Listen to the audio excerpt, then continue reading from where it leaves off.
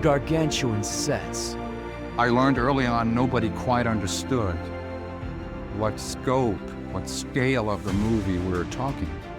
Harsh locations. Everybody was drinking an average of 5 gallons of water a day.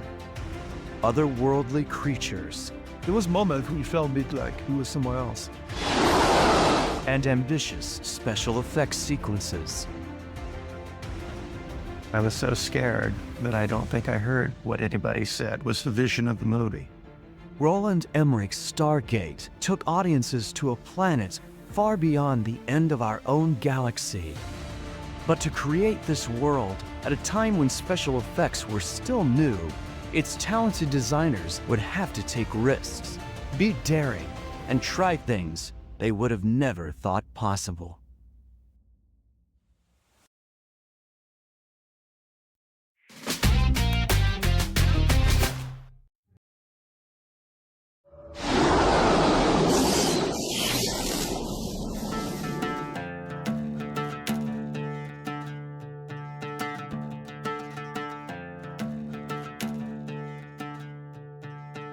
Designing the Stargate itself would be the very first task for the movie's design team. In the very first versions that we had, in the first ideas, the Stargate was a pyramidal shape, a triangular shape that was standing on its tip. But then Roland came up with the idea that he would need some kind of dialing process. So that's when the gate became a circular shape. A very complicated aspect of the Stargate was after we established and came to the point that we needed an inner ring that would move and the outer ring would stay in place. Turned out to be a pretty complicated technical piece of equipment. Yeah, absolutely. Don't look at the beam. Don't look at the guy. Don't look directly in it or let this beam hit your eye. Director Roland Emmerich wanted the Stargate to come to life using materials that were real and organic. And so, the special effects team started experimenting with water in a large tank. The kerthudge is when the Stargate erupts into the room. And what we ended up doing is we ended up getting an air cannon and mounting it literally an inch above the surface of the water and fired off our air cannon. And the first time we did it, we fired off with 120 pounds of air pressure, which lifted the entire volume of water out as a unit, moved over and landed on my DP's head, Dave's stump, which was my favorite moment of the film. We stirred it up and came up with what's called the strudel, which was water spinning. If you shoot water, you shoot the underside. This is a perfect mirror. And so I showed them how we can dunk people into it. We shot some tests, and when we turned it up like this, it became magical. And so to pass through the gate, James Spader was asked to dip his face into the tank. And I said, okay, here, don't let Roland see me talking to you, but here's the deal. You gotta do this, and we're shooting it backwards. You know, we'll stick your face in the water, we'll wave away all the air bubbles, and then when I knock on the tank, open your eyes and act backwards, and then pull your head out. And he was great.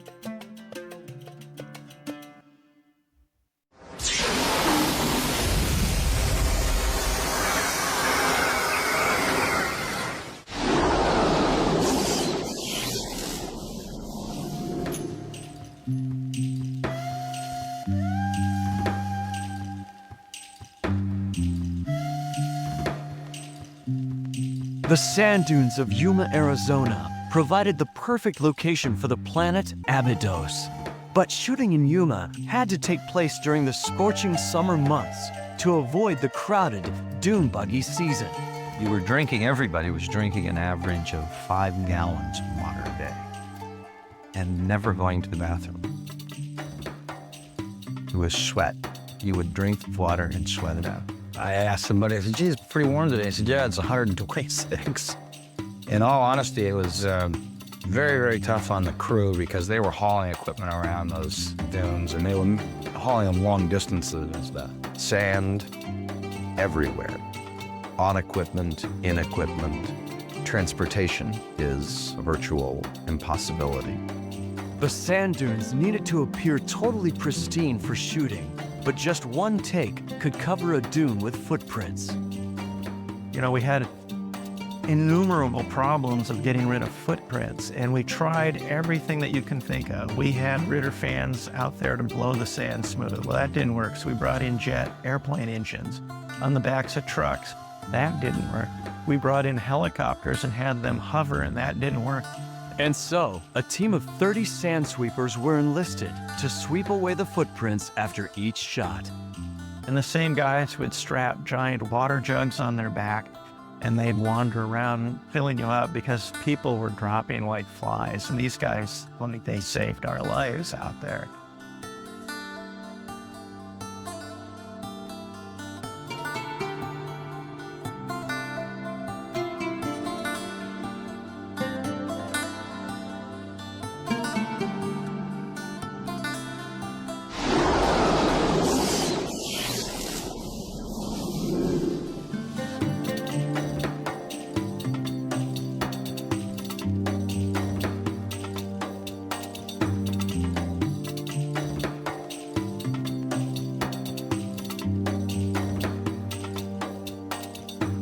One of the first sets to be built in Yuma was the entrance to Ra's pyramid. Everybody was talking about, okay, a set. And everybody's used to normal, more or less normal size sets. Now, we were really not normal in terms of size. And that was a huge set. It was 90 feet by, it had a 125-foot ramp coming off of it. And it was 100 and some odd feet wide and 90 feet high. And that was built right into a very high 400 to 500-foot dome. They started working like at 2 in the morning. And because they basically had to stop at 11 in the morning, it was so hot, you couldn't touch the steel. And I remember flying down to Yuma when construction had started and wondering, what are we doing? The work of Olga was stunning. I mean, if the set didn't have to stop somewhere, you would have bought it as a real thing. It was so well done.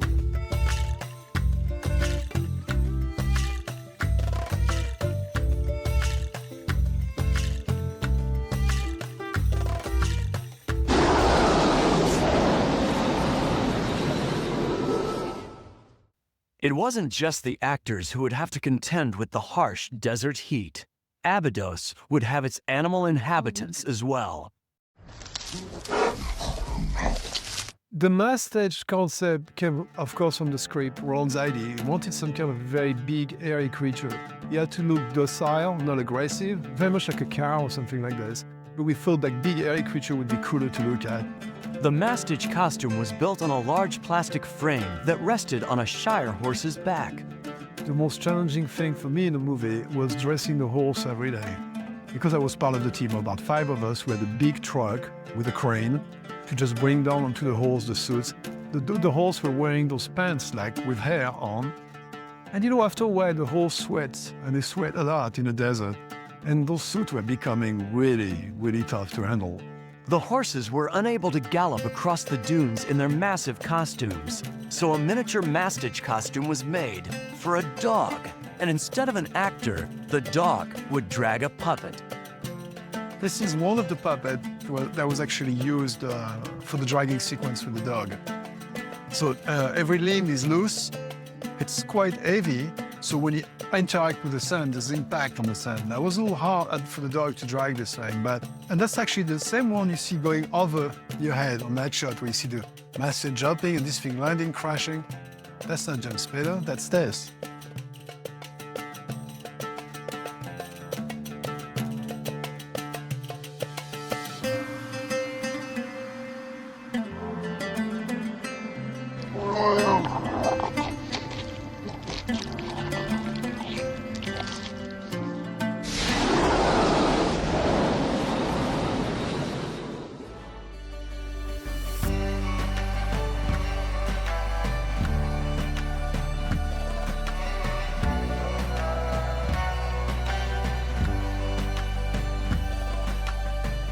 The second enormous set to be constructed in Yuma was the lost city of Nagada. That was 6 very large buildings, the 2 front buildings being, I think, 80 or 90 feet high. And then because it was built on a hillside, the buildings going back were shorter and shorter. My favorite set of all is Nagada city. Walking in there, you couldn't believe how real this stuff looked. It was stunning.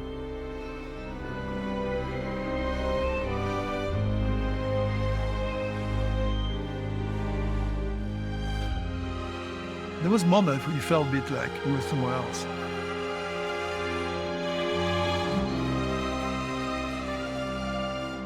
The establishing shots of Nagada were filmed using a model of the city.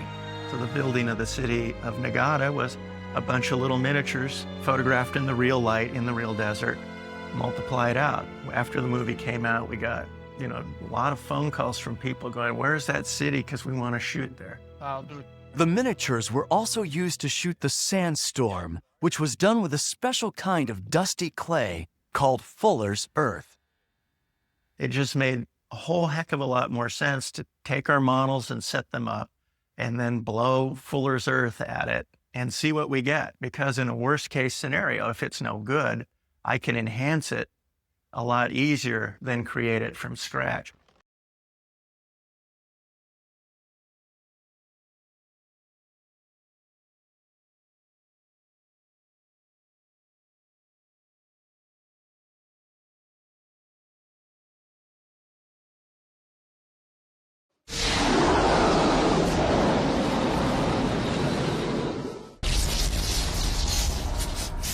The peace of Nagada is disturbed by the arrival of Ra's spaceship. Production designer Holger Gross conceived its unique pyramid design. One of the first meetings we had, we said, "So what's landing on a pyramid?" We said, "Maybe a pyramid."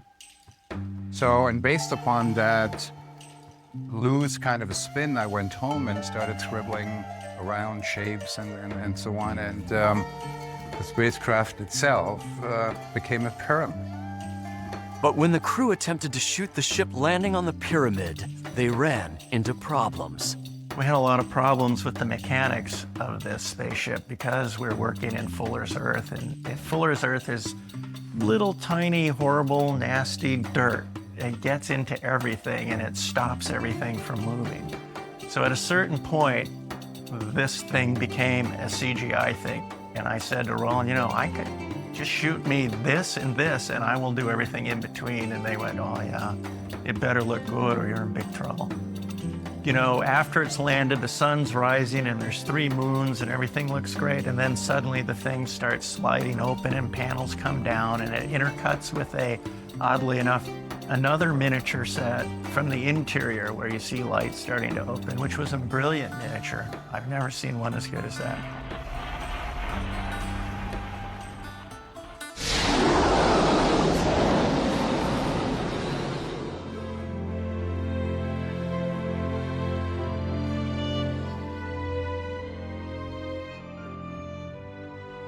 Ra's henchmen, Anubis and Horus, were based upon ancient Egyptian deities. Horus was god of the sky, Anubis was god of the dead. Basically, this whole helmet rests on the shoulder of the actor. There's a bearing here. The head of the actor actually activates the turn left and right. Everything else is radio controlled. This is a typical remote control we're using for the mask. Now, you have a few functions in there. You have the basic head movement. Then the wings are moving separately. It's a little noisy. You don't hear this at the end. So you look at the iris, changing shape.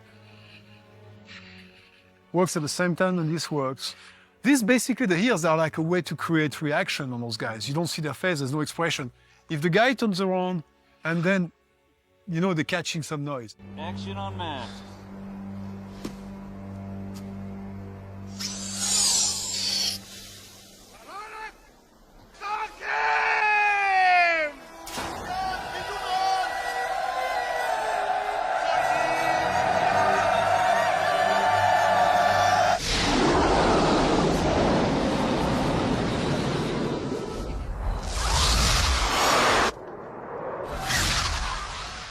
The gliders, flown by Ra's soldiers, may have looked simple, but coming up with their design took some time. Roland had a plan about the gliders, and he wanted them to look like blocky locomotives because it's so antithetical to something that flies. And he liked the contradiction. And we shot a lot of tests and we did some CG tests for him because he had to prove this to the studio. But executive producer Mario Casar did not approve of the design. Mario looked at it and went, "This doesn't fly. This is like an anvil. Anvils don't fly." The final design was discovered by chance. I designed this to be actual Ross belt buckle. And I brought this to a meeting for Roland Emmerich to approve. He looked at it and he said, "Gosh, that looks cool. Maybe we should use this as our gliders." The final design was born.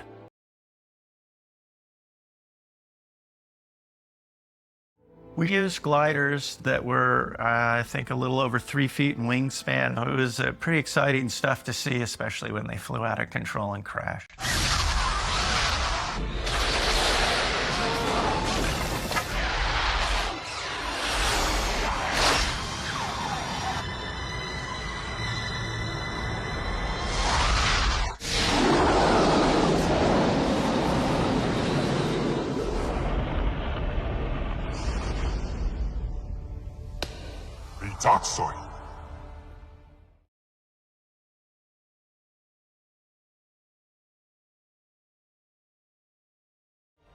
For the film's massive interior sets, the production moved into the famous Spruce Goose building in Long Beach, California. I went up to a catwalk that goes in 50 feet off the ground floor, all the way around the dome. That's when the first time it actually really hit me.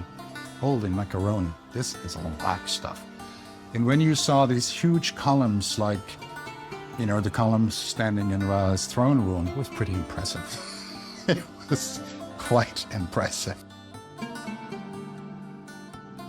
The design team covered all the walls with specially designed hieroglyphics.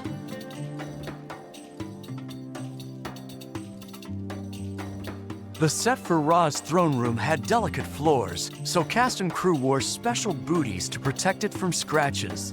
This gave way to the Friday evening Decorate Your Booty party.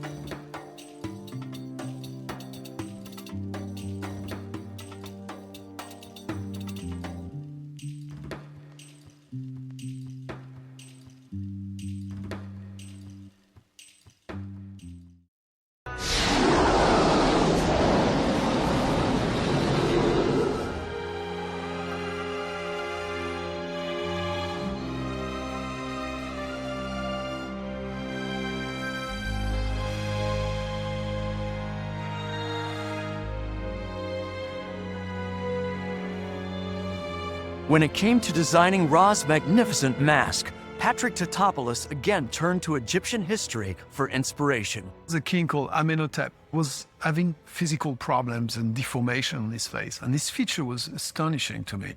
His face looked like it was very straightforward. I mean, very, very elegant in some ways. That was my first inspiration. When I saw that picture, I said, this is the coolest thing. Something interesting about the helmet is the amount of detail we had to create for it. And I think that's what gives the richness of the movie. I think this really pleased Roland because Roland decided to use that helmet as a title sequence for the movie.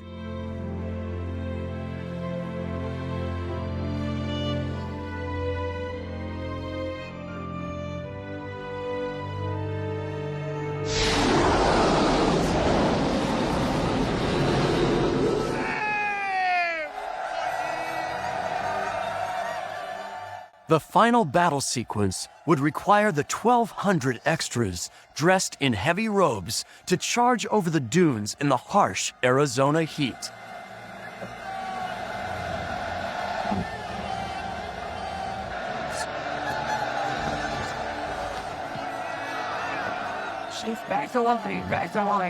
We had the problem of, attrition. People would show up one day and then not come back the next day because they were out there in, all those robes and stuff and running around in the desert roasting. To reduce the number of shots requiring extras, the design team tried using a tabletop desert set to shoot an army of tiny models. The footage was not used. For some shots, you need the real thing.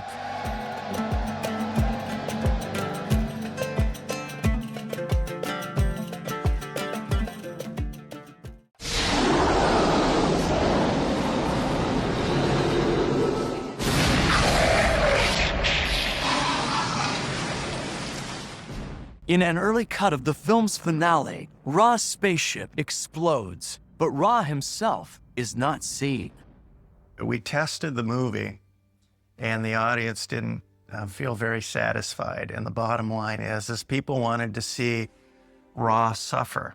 What you're seeing here is like the final stage of Ra when he regresses as an alien at the end of the movie. There was teeth added to that. It was obviously painted, and radio control and puppeteered as well. He cast it into this paper mache stuff that if we hit with an air cannon, blows away into little pieces like he's being disintegrated. We went out, we shot it overnight.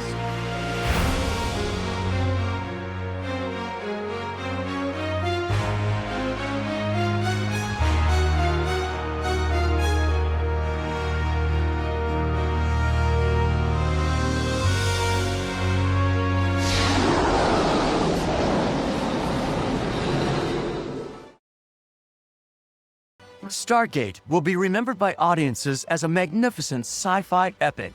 But for those who worked on the film, it was a moment when they got to try things that had never been done before. Stargate is always like in my mind. It was just wonderful.